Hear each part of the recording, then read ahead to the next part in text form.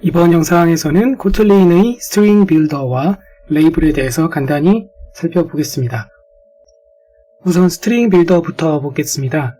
스트링 빌더는 이름에서부터도 직관적으로 알 수 있다시피 스트링을 만들 때 사용할 수 있는 녀석이 되겠고요. 우선 스트링 빌더 괄호를 괄호 닫고 해서 스트링 빌더 객체를 생성을 한 후에 그 객체에다가 append 등과 같은 함수를 사용을 함으로써 자유롭게 그 문자열을 구축해 나갈 수 있습니다. 일단 첫 번째 줄에서 처음 이 스트링 빌더가 생성됐을 때는 비어있는 문자열이라고 생각을 하시면 되겠고요. 거기다가 append 함수를 두 번 호출함으로써 여기는 그 내용이 코틀린 프로그램 그래서 두 개의 단어가 추가됐다고 보시면 되겠어요. 그래서 이것은 이제 그 연속해서 쭉 추가가 된 것이기 때문에 줄바꿈 없이 그래서 이렇게 두 개를 append 하고 나서 프린트를 통해서 확인을 해보면 보시면 아래쪽에 나와 있듯이 그 append 확인 땡땡 하고 코틀린 프로그램이라고 되어 있죠. 그래서 이런 식으로 그 append 함수를 통해서 임의의 그 추가적인 스트링들을 이어 붙일 수가 있습니다. 그리고 이때 string builder .toString을 명시적으로 호출해 가지고 프린트를 하니까 이렇게 그 내용 값을 확인을 할 수 있다는 것도 알 수 있습니다. 자, 그 다음은 insert member 함수를 호출하고 있는데요. 이 insert member 함수는 append와는 달리 인자를 지금 두 개 취하고 있어요. 그래서 왼쪽 거는 숫자로 그 정수 하나가 숫자가 주어졌는데 offset이라고 이걸 부르고요. 오른쪽 거는 그냥 스트링이죠. 자, append 같은 경우에는 원래 이 스트링 빌더 안에 들어있었던 그 문자열이 있다고 했을 때 그 뒤에다가 이어 붙이는 그런 함수예요. 그렇기 때문에 코틀린을 먼저 추가하고 그 뒤에 프로그램을 추가했으므로 코틀린 바로 뒤에 프로그램이 이제 이어 붙은 형태가 되는 것이죠. 그런데 이 insert라는 녀석은 주어진 offset 위치 0번째 글자에 해당되는 그 위치에다가 hello를 넣어줘 삽입해줘 라는 의미가 됩니다. 자, 그래서 그 결과를 프린트를 통해서 확인해 보면 insert 확인 땡땡 해서 맨 앞에 hello가 나왔죠. hello kotlin program 이라고 바뀌어져 있는 것을 알 수가 있습니다. 자, 그 다음은 delete 함수예요. delete 함수는 이름에서도 알 수 있다시피 지우는 것인데요. 0,5라고 주게 되면 0부터 시작해서 5번째 바로 앞까지를 의미하게 됩니다.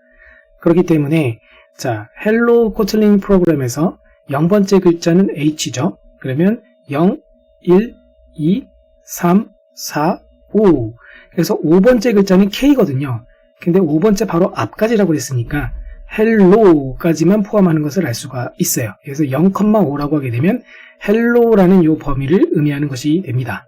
그래서 이 hello라는 글자들을 지워라 라는 그런 의미가 됩니다. 자, 그래서 프린트를 통해서 또 그 결과를 확인했을 땐 코틀린 프로그램으로 잘 들어있는 것을 알 수가 있고요. 이 스트링 빌더를 with 문과 함께 사용을 할 수도 있습니다. 자, 위쪽에 있는 이 코드 예시를 보면 스트링 빌더 객체를 먼저 만든 후에 또 다른 텍스트라는 변수를 만들 때 with 문을 통해서 지금 실행을 하고 있어요. 그 결과를 얻고 있어요. with 하고 나서 괄호 안에다가 방금 만든 스트링 빌더 객체를 넣어주고 그러면 이 중괄호 안에서만큼은 이 스트링 빌더 객체가 this로 지칭이 됩니다. 그래서 굳이 스트링 빌더 점 뭐뭐뭐 이런 식으로 호출을 하지 않아도 예를 들어 여기 지금 append 함수 호출이 되고 있는데 원래대로라면 스트링 빌더 점 append 그렇게 호출을 해야 되겠으나 지금 with 문을 통해서 지금 중괄호 안에 들어있기 때문에 따로 스트링 빌더라고 굳이 얘기할 거 없어요. 네, this가 지금 스트링 빌더를 의미하게 되었기 때문에 this.append 해도 되고 그냥 append 해도 괜찮은 것이죠.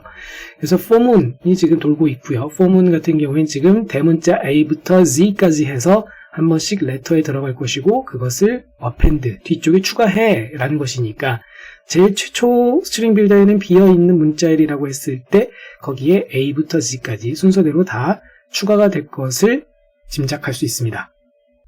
그렇게 해서 다 추가가 된 후에 toString 함수를 또 호출하고 있는데요.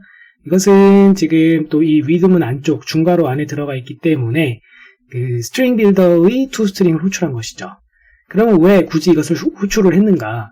잘 보시면 위드문에 의한 결과물을 텍스트라는 변수에 넣어주고 있잖아요. 그쵸? 그렇기 때문에 이 위드문의 중괄호 부분이 다 끝났을 때 마지막에는 뭔가 결과물이 나와주어야 해요. 그래야 그걸 텍스트에 넣으니까요. 그래서 이 마지막 줄 부분에 의한 결과물이 최종적으로 텍스트에 들어간다고 보시면 되겠고, 또 이 IntelliJ라는 툴을 지금 사용 중인데 그 툴 차원에서도 이렇게 표시를 해주고 있어요. 이 toString에 의한 결과물이 이제 위드문의 최종 결과물로 이제 리턴돼서 나가게 될 거야. 뭐 이런 표시라고 보시면 되겠습니다. 자, 그래서 텍스트 변수에 들어간 것을 프린트해서 봤을 때 이 오른쪽과 같이 A부터 Z까지 다 들어간 것이 잘 출력된 것을 알 수가 있겠고요. 자, 그 다음에 apply와 함께도 사용을 해볼 수가 있어요. 보시면 이번에는 텍스트에다가 또 결과물을 넣기는 하는데 스트링 빌더 객체를 생성하자마자 그 객체에서 .apply 해가지고 중괄호가 등장하고 있습니다. 자, 이번에도 이 apply 오른쪽에 이제 시작하는 중괄호 안쪽에서는 이 방금 생성한 스트링 빌더 객체, 이름 없는 객체죠. 그냥 객체를 생성하기만 했으니까요. 이 객체를 this로 이제 가리키게 돼요. 그러다 보니 위에서와 마찬가지로 그냥 append라고 호출할 수 있습니다. 그럼 방금 요 이름 없는 객체, 그 녀석의 append 함수로 호출하게 된 것이고, 그렇게 해서 만들어진 녀석이 결국에는 또 튀어나오게 되는데, 최종 결과물이 되는데, 그 결과물에서 다시 한번 또 점 찍어서 toString을 호출할 수 있어요. 즉, 이 이름 없는 스트링 빌더 객체에다가 이 중괄호 안쪽 내용을 적용을 했으니 그 객체는 그대로 있는 거죠. 그래서 그 객체 결과물에다가 또 다시 toString을 호출한 거예요. 그럼 이제 문자열이 튀어나오겠죠? 그럼 그 문자열이 텍스트에 들어가게 됩니다. 그래서 그것을 프린트하니까 A부터 G까지 잘 출력이 될 겁니다. 자, 이제는 레이블에 대해서 살펴보겠습니다. 레이블은 그 이름 골뱅이 형태로서 코틀린의 각종 명령문이라든지 명령 블록, 중괄호 블록에다가 붙일 수가 있어요. 예를 들자면 이 아래쪽과 같이 이 루프 골뱅이라고 하면은 이 골뱅이 앞쪽에 있는 게 이름이라고 그랬잖아요. 임의의 이름, 이건 내가 붙여주는 거예요. 예를 들어 루프라는 이름으로 이제 이 오른쪽에 있는 for문 명령 블록을 지정하겠다는 거죠. 그렇게 되면은 이제 이 for문에 대해서 이 루프라는 이름으로 부를 수 있게 됩니다. 지칭할 수 있게 됩니다. 그래서 이를 통해서 무엇이 가능한가? 자, 이 아래쪽을 이제 보시면 이번에는 이 for문이 중첩 for문인데요. 이 바깥쪽 포문에다가는 outloop라고 이름을 붙여주었어요. 그리고 나서 이 안쪽 포문 안에서 어떤 조건이 있는데요. 이 조건을 체크해서 이 조건을 만족했을 때는 브레이크 하라고 되어 있습니다. 자, 그런데 이 브레이크가요, 그냥 브레이크가 아니죠. 잘 보면 브레이크 뒤에 이어서 브레이크 골뱅이 outloop라고 되어 있는데요. 이것은 무엇을 의미하는 것이냐면 이 조건이 만족하게 되면 outloop 쪽으로 바깥으로 outloop를 브레이크해 라는 뜻이 됩니다. 다시 말해서 이 골뱅이 outloop가 없이 그냥 브레이크라고만 쓰게 되면 그러면 이 브레이크가 동작하는 대상은 자신이 속한 포문이지 않습니까? 즉 이 안쪽 포문에서 브레이크를 통해서 나가게 되니까 바깥쪽 포문에서는 벗어날 수가 없죠. 이 브레이크는. 그런데 지금처럼 브레이크 골뱅이 outloop라고 하게 되면은 outloop에서 브레이크해 라는 의미가 됩니다. 그래서 이렇게 써주게 되면 이 조건이 만족했을 때 바깥쪽 포문까지도 벗어나서 완전히 이 아래쪽으로 나갈 수 있게 되는 것입니다. 자바의 어노테이션이라는 녀석과 또 친척벌로 보이는 그런 감이 없지 않아 있는데요. 자바의 어노테이션이라는 것은 컴파일러에게 코드 작성 문법 에러를 체크하도록 정보를 제공하거나 소프트웨어 개발 툴이 빌드나 배치 시 코드를 자동으로 생성할 수 있도록 정보를 제공하거나 혹은 런타임 시에 특정 기능을 실행하도록 정보를 제공할 때 사용이 될 수가 있습니다. 이 아래쪽에 있는 게 그 어노테이션 예시예요. 여기 골뱅이로 시작하고 있죠. 골뱅이 deprecated 이런 식으로 붙일 수가 있는데요. 이 자바 어노테이션과 유사해 보이면서도 사실 이 레이블은 다릅니다. 자바의 어노테이션은 방금 설명드린 이런 목적으로 사용을 한다면 지금 소개드리고 있는 코틀린의 레이블의 경우에는 이런 브레이크라든지 그리고 뒷장에서 살펴볼 리턴 등과 같은 어떤 분기가 일어날 때 그때 그 어떤 위치로부터 분기를 하는지 어떤 위치에 대해서 분기를 하게 되는지를 지정할 수 있는 그런 수단으로 활용이 될 수가 있습니다. 자, 그럼 다른 예시들도 살펴보도록 하겠습니다. 첫 번째 네모박스부터 보자면 테스트 함수가 정의가 되어 있고요. 이 테스트 함수를 호출했을 때 결과로 나오는 것은 콘솔창에 화면에 찍히게 되는 것은 1, 2라고 화면에 찍히게 됩니다. 그러면 왜 그렇게 결과가 나오는지를 생각을 해보도록 하겠습니다. 자, 이 테스트 함수를 메인 함수에서 호출을 했을 때 화면에 이렇게 찍혔다는 것인데, 그러면 이 테스트 함수 내부를 보면은 리스트를 하나 만들었고요. 아이템을 1, 2, 3, 4를 가진 리스트를 만든 후에 그 각각의 아이템들에 대해서 포문이 돌고 있어요. 그런데 그때 그 아이템의 값이 이제 it으로서 지칭을 하게 되는데, 그 값이 3이 되었을 때, 3과 같을 때 리턴을 하도록 되어 있습니다. 즉, 다시 말해서 1과 2였을 때에는 이 조건을 만족하지 않으니까 그 아래쪽에 있는 프린트 문을 실행하게 되므로 1, 2라고 화면에 찍히게 되었을 것이고요. 줄바꿈을 하지 않는 녀석이니까 그냥 연달아서 1, 그 다음에 오른쪽에 2라고 찍히게 된 것이죠. 근데 그 다음에 포문이 돌 때 3이 들어갔을 때는 이 조건을 만족해서 리턴을 실행하게 될 것이고, 이 리턴 문은 테스트 함수를 호출한 곳, 즉 메인 함수 쪽으로 돌아가게 될 것이기 때문에 이 함수 자체가, 테스트 함수 자체가 그냥 종료돼 버리게 되는 거죠. 그래서 최종적으로는 화면에 1, 2라고만 찍히게 되는 겁니다.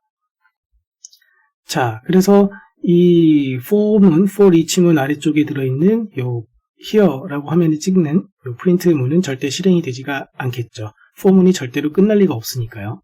그렇죠?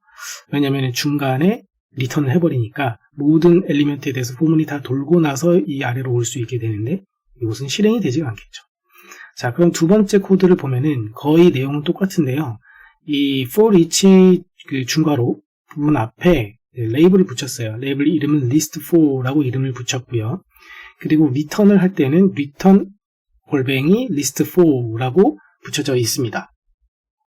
자, 이렇게 되어 있을 경우에는 이 1하고 2가 화면에 찍히는 것은 똑같게 될 것인데, 3이 되는 순간 이 조건문을 만족하면서 리턴을 하기는 하되 이 list4에 대해서 리턴을 하게 되는 것이기 때문에 이 중괄호, 이 중괄호에 대해서 리턴을 하게 되어서 이 for문을 돌다가 마치 이 for문에 대해서 continue를 실행을 한 것처럼 동작을 하게 됩니다.